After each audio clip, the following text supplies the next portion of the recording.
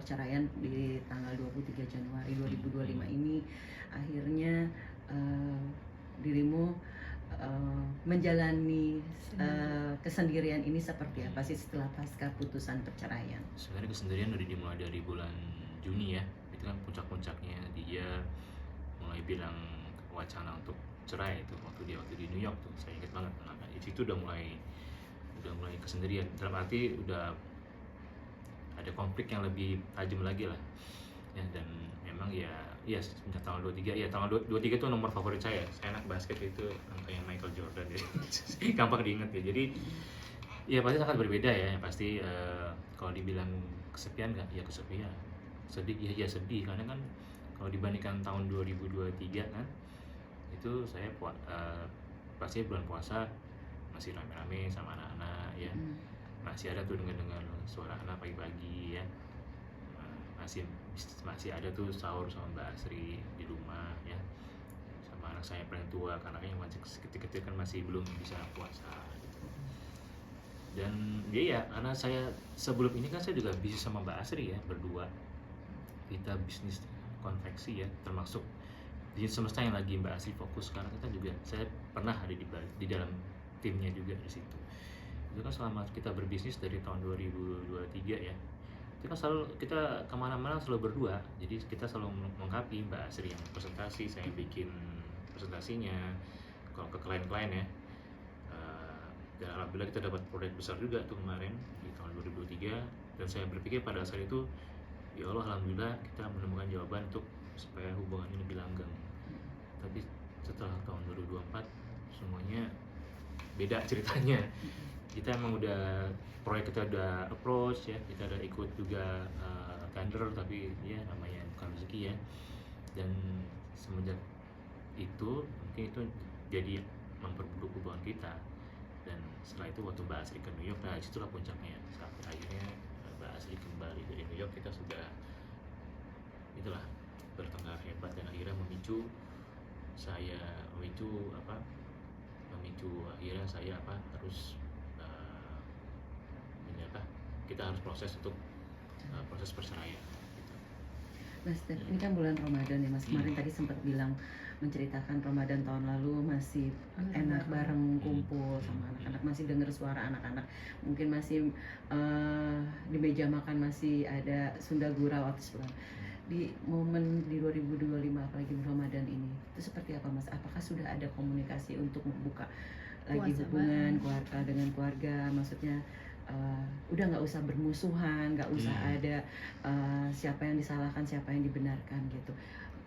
Ramadan ini kan bulan yang enak gitu ya Mas. Mungkin seperti apa dari Mas Gali sendiri? Kalau saya ngomong hubungan saya ke anak dulu ya, yang pasti baru kemarin saya buka puasa sama yang sulung, karena saya tahu, karena saya kangen, pengen ada suasana keluarga. Saya tahu siapa yang bisa saya ajak dulu nih ya, anak saya yang paling tua lah ya, karena Mbak Asu juga lagi syuting terus kan ya. Saya ajak dia ke tempat favorit dia ya, salah satu restoran Jepang ya, kita ngobrol bareng ya. Ya tanya keadaan aja, gimana sekolah kamu, gimana, dia kan lagi bisnis kecil-kecilan tuh ya, dia lagi mengembangkan ikan lele atau apa ya, ikan lele gitu sih, gimana, udah sampai mana progresnya. Ya lebih banyak ngomongin masa depan dia sih, karena kan bagaimanapun saya tahu banget perkembangan Ibam dari bayi sampai sekarang. Ke sekolah pun juga saya lebih sering ke sekolah untuk bicara dengan guru-gurunya, ketemu dengan guru-gurunya. Nah, jadi ya memang saya lebih banyak ngomong ke Ibam dulu gitu. Jadi memang karena saya kangen, makanya saya kemarin sama Ibam kita buka puasa bersama. Apa yang dirasakan sama Ibam ketika mungkin akhirnya suasana sudah tidak bersama lagi, walaupun berpisah tapi masih tetap memberikan waktu? Yes, alhamdulillah sih Ibam sangat-sangat dewasa ya dalam menanggapi hal ini. Dia bilang I'm netral gitu. Tapi saya selalu bilang sama Ibam netral, tapi yang namanya anak laki-laki, Ibam tuh harus selalu sayang sama mami gitu. Karena doanya ibu kamu adalah doa kamu untuk selalu mendapatkan kebaikan dan rezeki. Jadi Ibam nggak boleh tuh sering ngelawan mami itu apa. Tanpa saya bilang, Ibam adalah tipe anak yang penurut ya. Jadi memang sama sekali jarang minta juga, sama sekali jarang minta ini minta itu. Jadi dia memang cukup bersyukur dengan apa yang dia punya. Saya sangat menghargai semua itu. Memang kemarin yang kita sayangkan ya, karena ada pertengkaran kita, dia sempat lihat juga ya, jadi dia bingung kan ya, sempat dia ke psikolog sempat dan sempat dia juga mengalami apa ya, trauma ya, sempat kayak galau gitu dalam sekolah, tapi akhirnya lama-lama dia sudah bisa survive dan stabil sekarang. Tapi udah lebih sering ke mamanya pastinya, lebih curhatnya ya. Semenjak saya cerai kan mungkin saya udah nggak ada di rumah, jadi dia ngomongnya selalu ke ibunya gitu. Jadi sekarang saya udah cukup stabil, nilai akademisnya juga mulai baik, dan apa, belajar juga mulai baik gitu. Jadi saya tahu banget ini Bang salah satu orang yang dewasa, karena saya bilang, Bang, kamu itu kalau sukses itu kamu apa, achievementnya berkali-kali lipat. Kenapa? Karena kamu kondisi orang tuanya pisah pun kamu bisa sukses. Jadi bobot kamu tuh lebih besar dibanding orang-orang yang alhamdulillah masih ada orang tua tapi berhasil. Kamu tuh lebih hebat. Kenapa? Kamu tuh udah bisa lebih ngerti dengan keadaan, lebih tenang, dan karena memang kamu itu dihadapkan dengan masalah yang sulit ya, karena orang tua bisa, tapi kamu bisa survive, kamu bisa sukses, itu berarti kamu nilai plusnya luar biasa. Jadi saya tanamkan ke situ supaya dia tetap ada tracknya gitu. Sempat izin sama ibu anak-anak nggak, Mas Gali, ketika mau ketemu sama Ibang, ngajak buka puasa bersama? Simpel Terus sih, karena fleksibel ya, nggak mungkin. Saya lihat ada pasangan-pasangan yang dijadwalkan, ada protokolernya. Kalau kita nggak, selama saya ngomong ke Ibang, pasti kan otomatis Ibang langsung ngomong tuh, entah ke maminya atau ke neneknya. Nah begitu dua orang itu oke, ya udah saya langsung jemput aja. Jadi saya nggak perlu ngomong ke asli dulu. Saya ya kalau bilang nggak bisa, oh ya udah, saya nggak perlu tanya lagi, mungkin memang waktunya nggak bisa. Jadi lebih ke arah situ sih. Kayak ini nanti di Bang kan sama Mbak Asli mau ke Korea ya, liburan ya. Mungkin nanti saya pada saat mereka ke Korea, saya mulai tuh deketin yang kecil-kecil, yang dua itu. Saya mau lebih lebih ke rumah dan lebih mungkin mau main sama mereka lah. belum ada berarti belum sampai detik ini belum ada untuk waktu yang berdua yang kecil-kecil ya, Mas? Sama setelah cerai belum ada. Sudah. Nah, persiapannya Mas sendiri untuk anak-anak, dalam arti mental anak-anak yang dua yang kecil, kan mereka belum mengerti ataupun memang sudah mengerti gitu, yang memang harus Mas Gali terapkan nantinya. Apa sih yang untuk ke anak-anak, psikolognya anak-anak yang Mas Gali harus siapkan dengan dua anak kecil ini? Karena kan saya background saya kan HRD ya, jadi saya at least tahu lah gimana, mencoba gimana cara bikin sekondisif banget, sangat-sangat kondusif untuk memberitahu ke mereka. Mungkin bisa jadi saya duduk sama Mbak Asri di sini, saya dudukin mereka berdua dan saya jelaskan kenapa kok cuma lihat mami aja nih selama ini. Ya mungkin itu kan umur dia nanti mungkin 10 tahun atau mungkin 12 tahun ya. Saya akan lihat perkembangan sampai di mana. Kadang-kadang ada anak yang cepet tangkep, mungkin udah 8 tahun pun harus kita beritahu gitu. Karena sampai sekarang anak saya paling kecil tuh bilang, kalau saya video call, saya sempat video call, "Papi gimana sih?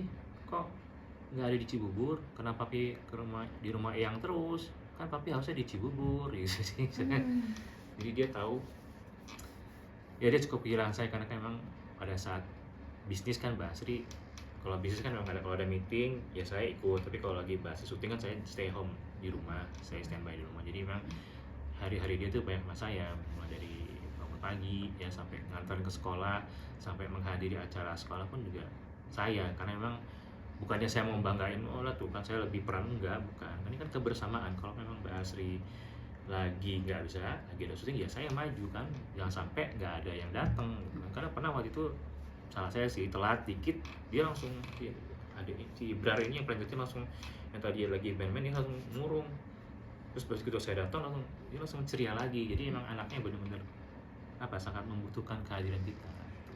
Mas, takut nggak anak-anak itu, terlepas Mas tadi perhatian bagi waktu, takut nggak anak-anak itu akan kehilangan sosok bapak yang memang harus setiap hari ada di samping mereka gitu? Iya, itu memang salah satu tantangan ya. Tapi dengan adanya komunikasi, mungkin bisa lewat handphone, video call terus setiap hari, itu mungkin bisa, istilahnya bisa kayak bridging kehadiran saya yang tidak ada di rumah.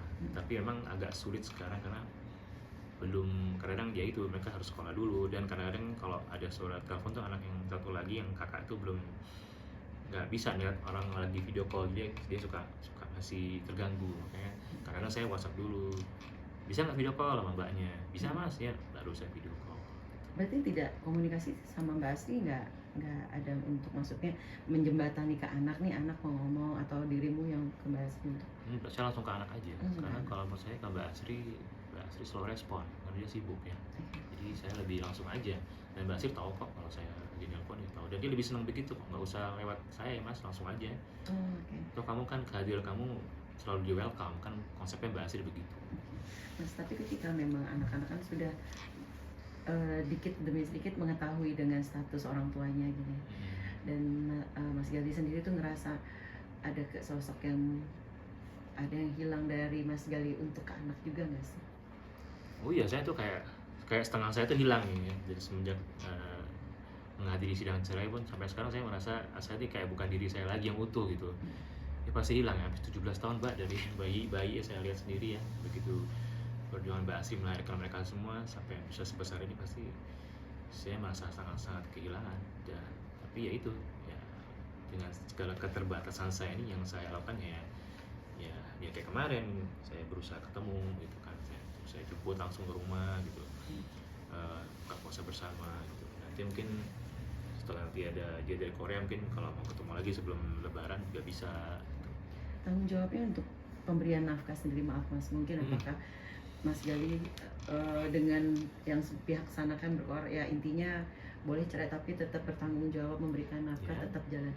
Pertanggungjawaban dari Mas Gali sendiri seperti apa tuh? Sudah transfer bahkan kemarin saya transfer, saya bikin Excelnya ini ya, tiap tanggal 2 kan tanggal 23 ya, berarti setiap tanggal 23 itu saya akan transfer minimal 5 juta, karena kan udah di share juga tuh di publik bahwa saya minimal harus transfer anak-anak itu 5 juta, dan saya udah bikin bagan ya, dan saya transfer, saya kasih butik transfernya tuh saya tik di Januari udah ya, moga-moga Februari Maret bisa terus ya gitu. Jadi saya ya ada buktinya lah bahwa saya sudah melakukan kewajiban saya gitu. 5 juta itu buat 3 anak apa 1 anak Mas? Minimal 5 juta berarti konsepnya buat 3 anak, tapi kan saya tahu itu kalau lihat kebutuhan kita sih itu nggak cukup sebenarnya. Tapi ya saya akan berusaha mungkin, karena Mbak saya juga mau sharing aja, emang saya lagi bener-bener didekatkan sama Allah ya, karena bukan hanya perceraian yang saya hadapi, tapi karena memang bisnis saya lagi kita pecah kongsi kan, jadi saya mulai dari awal lagi bisnis saya gitu. Jadi ini masa-masa saya lagi istilahnya kalau bisnis itu lagi merintis ya, nah itu kan di mana masa kita masih buang modal, belum ada return, kita masih buang modal ya. Jadi memang ini masa-masa yang sangat-sangat challenging buat saya, tapi saya yakin semua itu akan ada hikmahnya ya. Jadi bisnis lagi merintis, terus juga istri kita sudah cerai juga, dan saya kan sempat kerja dulu di perbankan ya selama 13 tahun kurang lebih.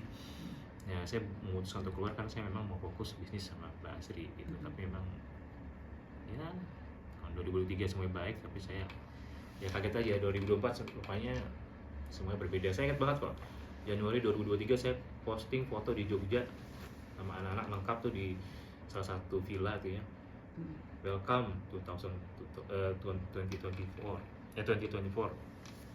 Terus endingnya Desember saya udah posting sendiri, jadi ya nggak nyangka aja, nggak nyangka kok secepat itu gitu ya Pak. Saya ingat banget tuh posting. Tapi